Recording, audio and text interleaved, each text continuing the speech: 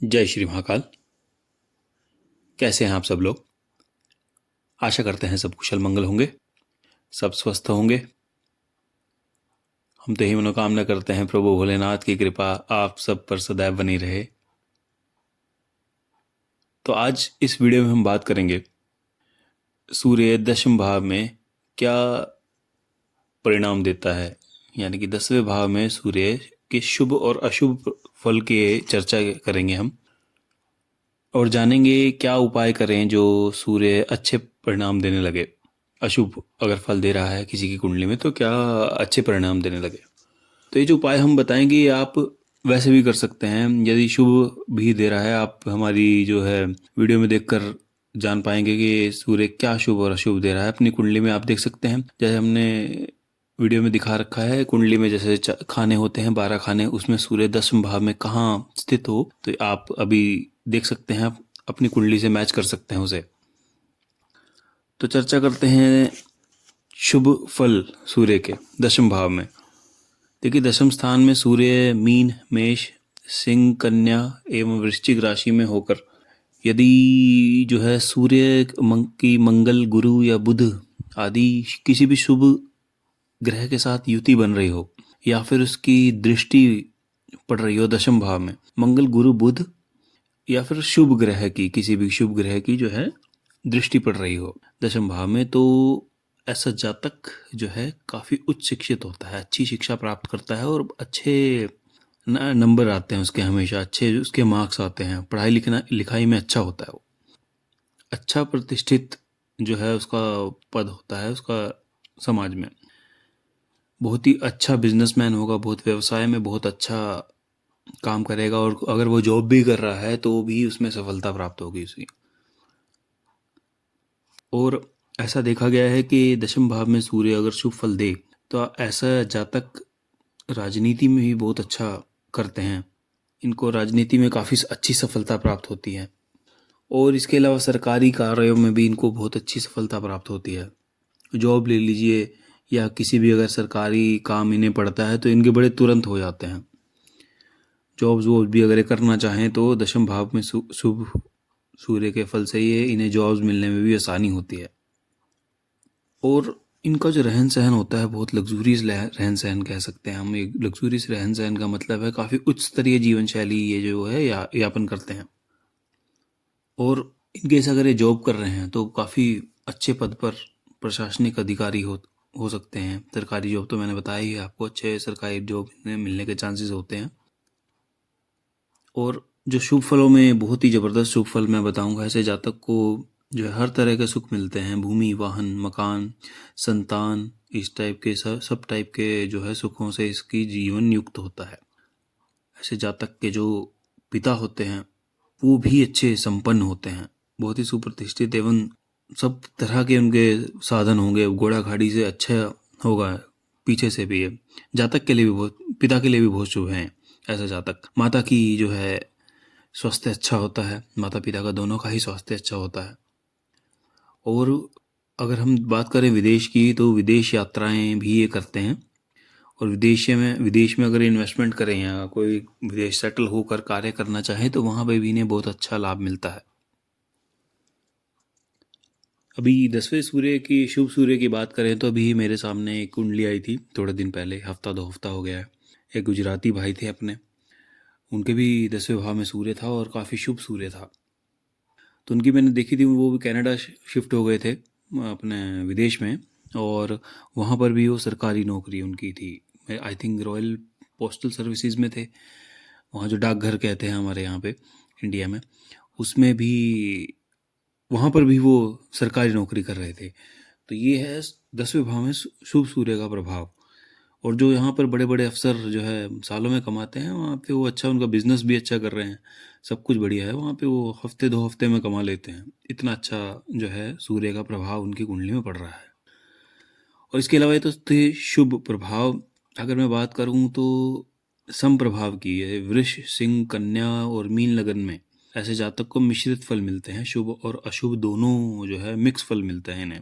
मिश्रित से इनके जो होता है, कभी भी इन्हें शुभ भी मिल सकते हैं, अशुभ भी हो सकते हैं, एक बीच में अधर में चलने वाला वो है हिसाब किताब है इनका। तो ऐसा नहीं है कि जो जैसे मैंने पहले ही बताया समफल देती हैं काफ़ी राशियाँ, काफ़ी भावों में, काफ़ी राशियों में, तो समफल भी देता है सूर्य या फिर अन्य ग्रह। तो आप उसे शुभ कर सकते हैं। आप ऐसा उपाय कर लीजिए कि उससे सूर्य शुभ हो जाएगा। उसकी चर्चा हम बाद में करेंगे। तो ये थी शुभ सूर्य की 10वें भाव में। बहुत अच्छा होता है अगर 10वें भाव में सूर्य हो, तो बहुत ही मतलब कि क्या ही कहा जाए, बहुत अच्छा होता है। तो अभी हम बात करते हैं अशुभ सूर्य की। क्या भाव 10वें भाव में अगर सूर्य अशुभ है तो क्या होता है। देखिए, सबसे पहले मैं बात करूँ 34 वर्ष की आयु तक इन्हें बहुत कष्ट भोगना पड़ता है। मतलब इनके जीवन में बहुत अड़चने आती हैं। इनकी जीवन जो है कष्टों और विपदाओं से भरा होता है। वो अनिष्ट तो होता ही रहता है इनके जीवन में। और अगर बात करूं तो चौथे घर में यदि शुक्र हो, चौथे नंबर जो है शुक्र होने से तो इनके माता पिता को भी बहुत कष्ट मिलता है। अशुभ सूर्य का ये प्रभाव है कि अगर इसके घर में नौकर चाकर भी हैं, वाहन भी, अगर इसे वो भी सुख मिल रहे हैं तो उसके बाद भी ऐसा व्यक्ति बहुत वहमी होगा सूर्य के प्रभाव से। अगर मैं बताऊं तो देखिए, दशम भाव में जो है, नीच में जो है तुला और शत्रु में कुंभ हो गए। इन राशि में अगर सूर्य हो या फिर इसके अलावा सूर्य की युति शनि, राहु या किसी यदि पाप ग्रह से युक्त हो या फिर इनकी दृष्टि पड़ रही हो तो ये नीच का सूर्य माना जाएगा। तो इसमें माता पिता को बहुत कष्ट होता है और सुख में कमी होती है माता पिताओं की। और माता पिताओं से अगर सुख में कमी बताऊं तो वैचारिक मतभेद होते हैं। माता पिताओं से बनने के बहुत कम चांसेस होते हैं। कुछ ना कुछ अड़चने माता पिताओं के साथ चली रहेंगी, किसी न किसी बात पर बहस बहसाई चली रहेगी। सर्विस या कार्य की बात करें तो बार बार उसमें विघ्न आएंगे। कह लीजिए, अगर आप जॉब कर रहे हैं, आपकी प्रमोशन हो रही है तो उसमें भी बाधाएं आती रहेंगी। अगर प्रमोशन हो भी गई तो ट्रांसफ़र हो जाएगी। मतलब कुछ ना कुछ दिक्कत रहती है। पदोन्नति में तो अड़चना आती ही है, धन हानि रहेगी। सरकारी क्षेत्रों में देखा है मैंने कि परेशानियां का सामना करना पड़ता है। सरकारी कार्य जो है एकदम से नहीं बनते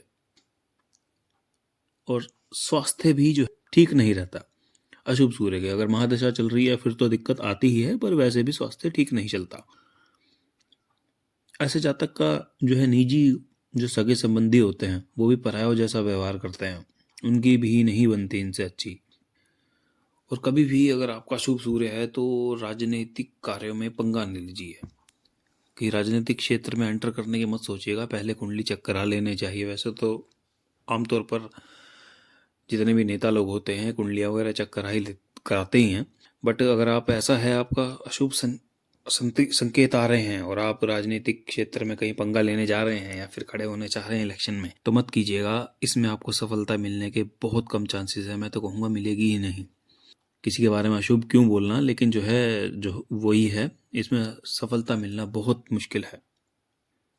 और इसके अलावा जैसे मैंने बताया आपको कि सरकारी कार्य में भी दिक्कत होती है। मान लीजिए आप कोई सरकार से रिलेटेड कोई काम कर रहे हैं तो थोड़ी बहुत सहायता मिलेगी, परंतु यहाँ पे आपको देखना है कि शनि नीच का ना हो आपका। अगर शनि नीच का हुआ तो बहुत धन हानि करवाएगा। और एक और बात जो अशुभ सूर्य की ये है कि आपको कुंडली में ये भी चेक कीजिए, ऐसे हमने दर्शाया है कि 5वें घर में यदि चंद्र हो तो ऐसे जातक की आयु बहुत कम होती है, वो बहुत अल्पायु होता है। तो ये थे सूर्य के शुभ और अशुभ प्रभाव 10वें भाव में। तो आइए जब हम चर्चा करते हैं कि क्या उपाय किए जाएं सूर्य शुभ फल देने लगे। तो सबसे पहला तो मैं उपाय कहूँगा, ये जितने भी उपाय हैं लाल किताब के उपाय हैं। तो सबसे पहले तो मैं उपाय कहूँगा कि ऐसे जातक को ना नीले और काले कपड़े नहीं पहनने हैं। इन्हें बिल्कुल ही अवॉइड कर देना है। नीले और काले कपड़े बिल्कुल नहीं पहनने हैं। और कोशिश कीजिए सफ़ेद या शरबती रंग की टोपी पहने। वैसे तो देखिए पहले पगड़ी पहनते थे, अब पगड़ी तो नहीं रही, पर सफ़ेद या शरबती रंग की आप टोपी पहने। शरबती नहीं है तो गुलाबी रंग की, हल्का पिंक रंग की जो है वो भी चलेगी, उसकी आप टोपी पहन लीजिए। और एक और उपाय है, एक टोटका उपाय कह लीजिए कि नदी में तांबे के सिक्के डालना शुरू कर दीजिए।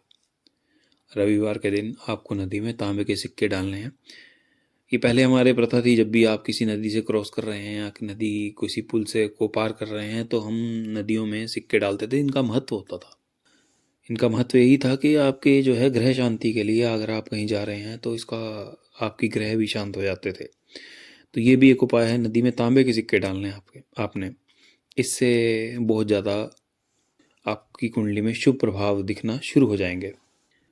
तो ये इजी से उपाय थे, आसान से उपाय थे, कोई ऐसा वो महंगे उपाय नहीं है। थोड़ा बहुत आपको चीज़ें देख कर चलनी है और थोड़ा बहुत आपको हिसाब किताब रखना है अपना देखकर। अगर राजनीतिक, फिर कहूँगा, अगर राजनीतिक कार्य में आप रुचि रखते हैं, राजनेता इस क्षेत्र में जाना चाहते हैं, राजनीतिक क्षेत्र में, तो एक बार कुंडली जरूर चेक करवा लीजिएगा। अगर आपके 10वें भाव में, जैसा कि वीडियो में शो हो रहा है, 10वें भाव में सूर्य है। तो ये थी हमारी आज के जितने विचार हैं, संक्षिप्त में हमने जो 10-12 मिनट में जितने भी वीडियो हम कवर करना चाहते हैं वो कर ली है हमने। ज़्यादा लंबी वीडियो नहीं खींचेंगे। यदि आपको वीडियो अच्छी लगी हो तो इसे लाइक ज़रूर कीजिएगा, इससे हमारा मनोबल बहुत बढ़ता है, हमें पता चलता है लोगों को हमारी वीडियो अच्छी लग रही हैं या नहीं। और कुछ भी अगर आपके कुछ प्रश्न हैं 10वें भाव के सूर्य से लेके, तो आप कमेंट बॉक्स में भी लिख सकते हैं आपका प्रश्न, हम ज़रूर उत्तर देते हैं। तो अब हम आज्ञा लेंगे आपसे। चैनल को सब्सक्राइब करना मत भूलिएगा, बेल का जो आइकन है उसको क्लिक करना मत भूलिएगा, ताकि हम जब भी कोई नई वीडियो लेकर आएँ तो आपको नोटिफिकेशन ज़रूर मिले। तो अब हम आगे लेंगे।